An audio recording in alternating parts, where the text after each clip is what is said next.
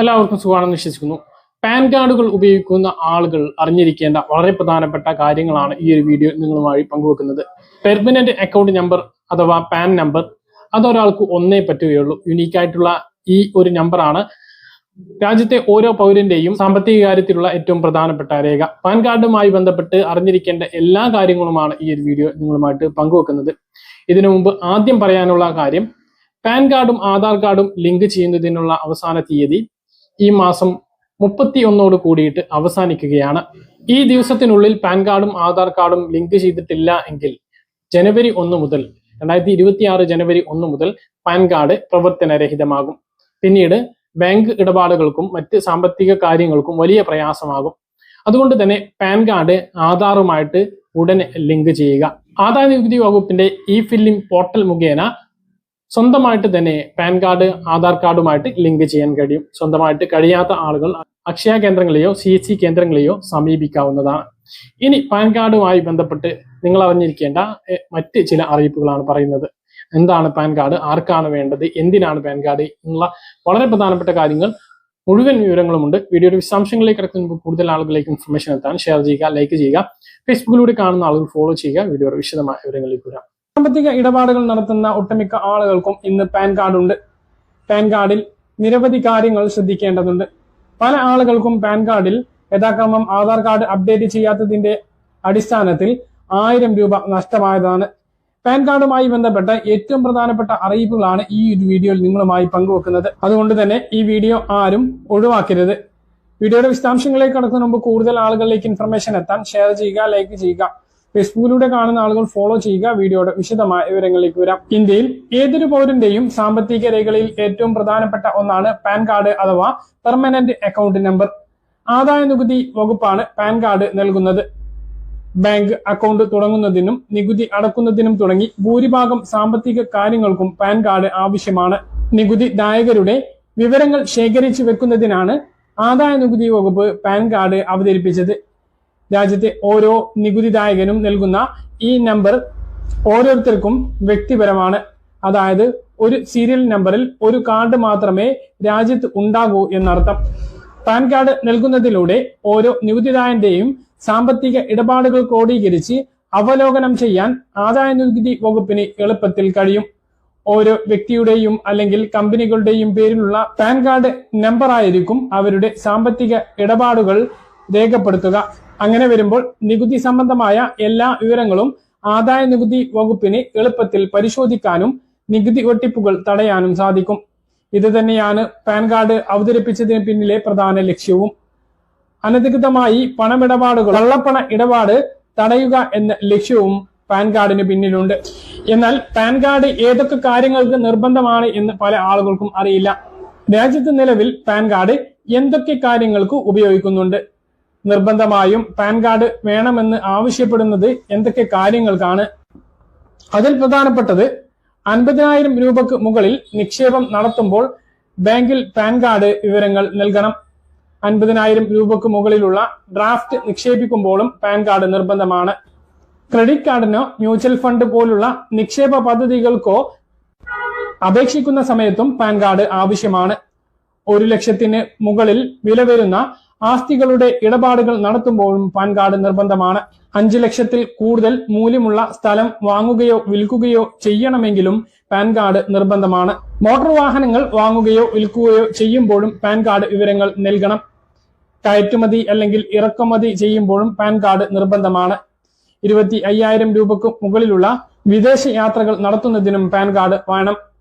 ഇപ്പോൾ 1 പവൻ സ്വർണം വേണമെങ്കിൽ പോലും പാൻ കാർഡ് നിർബന്ധമാകുന്ന അവസ്ഥയിലേക്ക് സ്വർണ്ണവിലയും എത്തിയിട്ടുണ്ട്. രാജ്യത്ത് എത്ര തരം പാൻ കാർഡുകളുണ്ട്? രാജ്യത്ത് ഒരു പൗരന് ഒരു പാൻ കാർഡ് മാത്രമേ ഉണ്ടാകൂ എന്ന് നേരത്തെ പറഞ്ഞു. എന്നാൽ രാജ്യത്ത് ഒരു തരത്തിലുള്ള പാൻ കാർഡ് മാത്രമല്ല ഉള്ളത്, വിവിധ തരത്തിൽ പാൻ കാർഡുകളുണ്ട്. ഇതിൽ ഏറ്റവും പ്രധാനപ്പെട്ടത് ഓരോ വ്യക്തികൾക്കും നൽകുന്ന സാധാരണ പാൻ കാർഡാണ്. രണ്ടാമത്തേത് രാജ്യത്തുള്ള കമ്പനികൾക്ക് പ്രത്യേകം പാൻ കാർഡുകളുണ്ട്. മൂന്നാമത്തേത് വിദേശ പൗരന്മാർക്കും പാൻ കാർഡ് നൽകുന്നുണ്ട്. വിദേശ കമ്പനികൾക്കും പാൻ കാർഡ് നൽകുന്നുണ്ട്. ഈ 4 തരത്തിലുള്ള പാൻ കാർഡുകൾ ഇന്ത്യയിൽ ഉണ്ട്. ഇതിൽ വ്യക്തികൾക്കുള്ള പാൻ കാർഡുകളിൽ വ്യക്തിയുടെ ഫോട്ടോ, പേര്, പിതാവിന്റെ പേര്, ജനനതീയതി, ഒപ്പ്, QR കോഡ്, പാൻ നൽകിയ തീയതി, പാൻ നമ്പർ എന്നിവ ഉണ്ടായിരിക്കും. എന്നാൽ കമ്പനികളുടെ പാൻ കാർഡിൽ ഒരു വ്യക്തിയുടെ ഫോട്ടോയോ ഒപ്പോ ഉണ്ടായിരിക്കില്ല. അടുത്ത പ്രധാനപ്പെട്ട സംശയം പാൻ കാർഡ് എപ്പോഴെങ്കിലും കാലഹരണപ്പെടുമോ എന്നുള്ളതാണ്, അല്ലെങ്കിൽ ഇത് പുതുക്കേണ്ട ആവശ്യമുണ്ടോ എന്നുള്ളതാണ്. ഒരു വ്യക്തിയുടെ പാൻ കാർഡ് ഉണ്ട് എങ്കിൽ അത് ആജീവനാന്തമാണ് നൽകപ്പെടുന്നത്. അത് പുതുക്കേണ്ട ആവശ്യം ഇല്ല. ഒരു പാൻ കാർഡ് റദ്ദാക്കുക ആ പാൻ കാർഡ് ഉടമയുടെ മരണത്തോടു കൂടിയാണ്. അതായത് ഒരിക്കൽ ഇഷ്യൂ ചെയ്താൽ ആ ആൾക്ക് പിന്നീട് ആജീവനാന്തം ആ പാൻ കാർഡ് മാത്രം മതി. അതിനാൽ തന്നെ പാൻ കാർഡുകൾ കാലഹരണപ്പെടുന്നതിനെ കുറിച്ചുള്ള സന്ദേശങ്ങൾ തേടി വരികയാണ് എങ്കിൽ നിങ്ങൾ ശ്രദ്ധിക്കുക. അങ്ങനെയുള്ള തട്ടിപ്പുകൾ രാജ്യത്ത് നിരന്തരം റിപ്പോർട്ട് ചെയ്യുന്നുണ്ട്. കോളുകളിലൂടെയോ സന്ദേശങ്ങളിലൂടെയോ പാൻ കാർഡ് പുതുക്കുന്നതിന് ആവശ്യപ്പെട്ടേക്കാം. അതിനായി പാൻ കാർഡ് വിവരങ്ങൾ കൈമാറുന്നു. ഇതിനായി അവർ നൽകുന്ന ലിങ്കിൽ ക്ലിക്ക് ചെയ്യാനോ അല്ലെങ്കിൽ പാൻ വിവരങ്ങൾ ചോർത്തുകയോ ചെയ്യും. ഒരു പാൻ കാർഡിന്റെ ഉടമയുടെ വിവരങ്ങൾ അടങ്ങിയിട്ടുള്ള 10 അക്ക ആൽഫ ന്യൂമറിക് നമ്പർ പാൻ കാർഡിലുണ്ട്. ഒപ്പം കാർഡ് ഉടമയുടെ ഒപ്പ്, ഫോട്ടോ, വിലാസം എന്നിവയും ഇതിൽ അടങ്ങിയിരിക്കുന്നു. അതിനാൽ തന്നെ തട്ടിപ്പുകാർക്ക് കാർഡ് ഉപയോഗിച്ച് തട്ടിപ്പുകൾ നടത്താൻ സാധിക്കുന്നതാണ്.